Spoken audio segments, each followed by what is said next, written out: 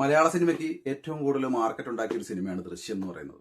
ആ ദൃശ്യത്തിന്റെ മൂന്നാമത്തെ പാർട്ടായിട്ടുള്ള ദൃശ്യം 3 മോഹൻലാലിന്റെ ജന്മദിനമായിട്ടുള്ള മെയ് 21 റിലീസായിരുന്നു. മലയാളികൾ ഏറ്റവും കൂടുതൽ ആൾക്കാർ കാണാൻ ആഗ്രഹിച്ച ഒരു സിനിമയായിരുന്നു. മലയാളികൾ മാത്രമല്ല, മറ്റു സംസ്ഥാനത്തിലുള്ള പല ഭാഷ സംസാരിക്കുന്ന പല ആൾക്കാരും ഈ പടത്തിന് വേണ്ടി വെയിറ്റിംഗ് ആണ്. കാരണം ഈ പടം ഒരുപാട് ഭാഷകളിലേക്ക് റിമേക്ക് ചെയ്യപ്പെട്ടിട്ടുണ്ട്. പല ഭാഷകളൊന്നുമല്ല, ചൈനീസ് ഭാഷകളിലേക്ക് വരെ റിമേക്ക് ചെയ്യപ്പെട്ടിട്ടുണ്ട്. അപ്പം അത്രയും വലിയൊരു ബ്രാൻഡാണ് ദൃശ്യം എന്ന് പറയുന്നത്. അതിന്റെ മൂന്നാമത്തെ ഫ്രാഞ്ചൈസി ആയിട്ട് വന്ന സിനിമയാണ് ദൃശ്യം 3 എന്ന് പറയുന്നത്. സത്യം പറയല്ലോ, എജ്ജാതി പടം മോനെ ഇതിനകത്ത്. മോഹൻലാൽ സത്യം പറഞ്ഞാൽ നമ്മളാണ് ഗിഫ്റ്റ് കൊടുക്കേണ്ടത് 21 മോഹൻലാലിന്. പക്ഷേ മോഹൻലാൽ എന്ന് പറയുന്ന മോഹൻലാലിന്റെ വക നല്ല അടിപൊളി ഒരു എന്താ പറയുന്നത് പിറന്നാൾ സമ്മാനം നമുക്ക് തന്നിരിക്കുകയാണ് ദൃശ്യം 3. എല്ലാവരും ആ പടം കാണുക. ഫസ്റ്റ് ഓഫ് ഓൾ ഇതൊരു എന്താ പറയാ, എന്റെ ഭാഗത്തുനിന്നുള്ള റിവ്യൂ മാത്രമാണ്, എന്റെ ഒരു ഒപ്പീനിയനാണ് ഈ പറയുന്നത്. നമുക്ക് ഫസ്റ്റ് ദൃശ്യത്തിന്റെ ഒരു എന്താ പറയാ പോസിറ്റീവ് വശം നോക്കിക്കഴിഞ്ഞാൽ ഈ പടത്തിലെ ഏറ്റവും വലിയ പോസിറ്റീവ് എന്ന് പറയുന്നത് നമ്മുടെ ലാലേട്ടൻ തന്നെയാണ്. ജോർജ് കുട്ടി, അതായത് ഫസ്റ്റ് പാർട്ടിൽ ജോർജ് കുട്ടിക്ക് പെട്ടെന്നുണ്ടാകുന്ന സംഭവത്തിൽ ജോർജ് കുട്ടി കരകയറാൻ ശ്രമിക്കുന്ന കുറച്ച് കാര്യങ്ങളാണ് ജോർജ് കുട്ടി ഫസ്റ്റിൽ കാണിക്കുന്നതെങ്കിൽ സെക്കൻഡിൽ അതിന് എന്താ പറയുന്നത് അതിനനുബന്ധമായിട്ടുള്ള കാര്യങ്ങൾ നടക്കുമോ ഇല്ലയോ എന്ന് വെയിറ്റ് ചെയ്യുന്ന, അതായത് ബുദ്ധിയോടുകൂടി തന്നെ കാത്തിരിക്കുന്ന ഒരു ജോർജ് കുട്ടിയാണ് നമ്മൾ കണ്ടത്.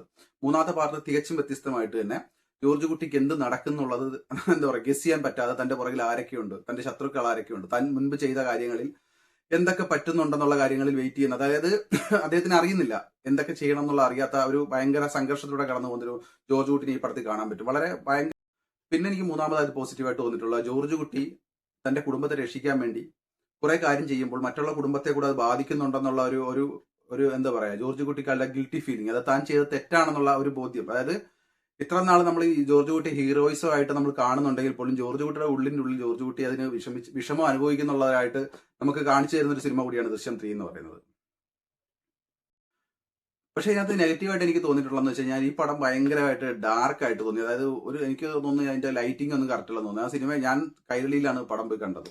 ഭയങ്കരമായിട്ട് ഇരുട്ടായിട്ട് ഞാൻ ഓർത്തിരുന്ന തിയേറ്ററിന്റെ ഒരു കുഴപ്പമാണെന്ന് വിചാരിച്ചാൽ അല്ല, പലരും എന്നോട് പറഞ്ഞു കഴിഞ്ഞത്. അതായത് പടം ഫുള്ളായിട്ട് നമുക്ക് തെളിച്ചില്ലാത്ത രീതിയിലേക്ക് ഫീൽ ചെയ്തിട്ടുണ്ടായിരുന്നു. ആ പടത്തിലും മൊത്തമായിട്ട് ഒരു എന്താ പറയുക ഭയങ്കര ഇരുണ്ടായിട്ട് ഒരു ഇതില്ല, ഒരു ക്വാളിറ്റി ഇല്ലാത്ത രീതിയിൽ പ്രസന്റ് ചെയ്ത് എനിക്ക് ഫീൽ ചെയ്തായിരുന്നു.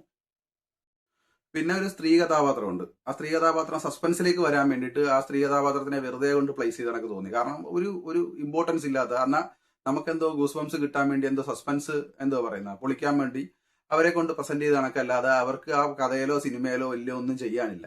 അതും എന്താ നിർഗുണയായിട്ടൊരു സ്ത്രീ, അതായത് ഒരു സ്ത്രീ കഥാപാത്രം, അത് അതിനകത്ത് അവതരിപ്പിച്ച് നടിക്കും വലുതായിട്ടൊന്നും ചെയ്യാനില്ല. കാരണം അവർക്ക് അഭിനയം ഞാൻ പറഞ്ഞില്ല, അവർക്ക് എന്തോ എല്ലാം ഒരേ ഫീലുള്ള അഭിനയം, ദേശീയ സങ്കടയിലെല്ലാം ഒരേ അഭിനയം. അതുകൊണ്ട് തന്നെ ആ സ്ത്രീ കഥാപാത്രത്തിന് വലിയൊരു ഇത് വരുന്നില്ല.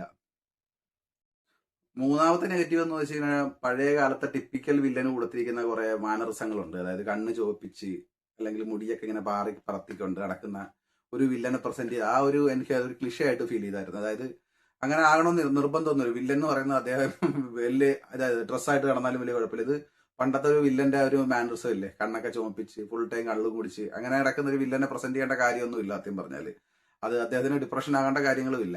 അതും എനിക്ക് നെഗറ്റീവ്. ഫസ്റ്റ് ടോട്ടലി നോക്കാൻ നേരത്തെ ഇതൊരു എന്താ പറയാ ഫാമിലി പ്രേക്ഷകരെ ഫുള്ളായിട്ട് തൃപ്തിപ്പെടുത്തുന്ന ലാലേട്ടന്റെ ഒരു എന്താ പറയുന്ന ഒരു പിറന്നാൾ സമ്മാനമായിട്ട് തന്നെ നമുക്ക് തന്നൊരു സിനിമയാണ് ശരിക്കും പറഞ്ഞാല്. മലയാളത്തിലെ ഏറ്റവും വലിയ സൂപ്പർ സ്റ്റാറിന്, ഇന്ത്യ കണ്ട ഏറ്റവും വലിയ നടന് 1000 പിറന്നാൾ ആശംസകൾ.